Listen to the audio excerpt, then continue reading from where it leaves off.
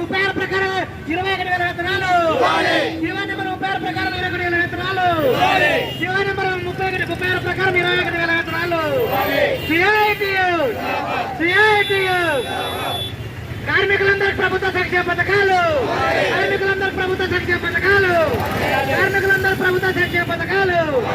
Municipal కార్మికుల ఐక్యత, municipal engineering కార్మికుల ఐక్యత, మున్సిపల్ ఇంజనీరింగ్ కార్మికుల ఐక్యత. దాన సంస్కారాలకు 20,000 రూపాయలు, దాన సంస్కారాలకు 20,000 రూపాయలు. ఆప్కాస్ వద్దు, ఆప్కాస్ వద్దు.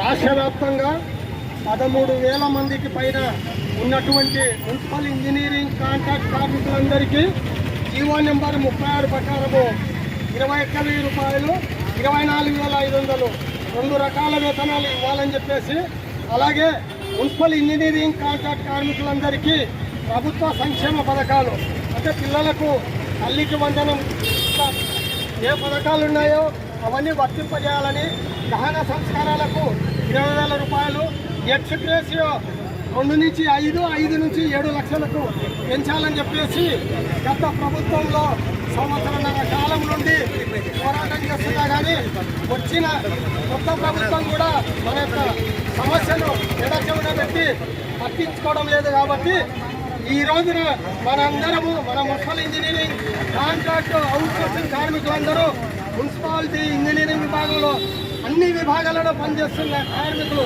మహిళలు, మన తోటి కార్మికులందరితో సహా మన మున్సిపల్ ఆఫీసు నుండి సంజీవనగర్ గేటు, శ్రీనివాస్ సెంటర్ మీదుగా ఇక్కడికి మన గాంధీ చౌక్ వరకు ర్యాలీ నిర్వహించినాము.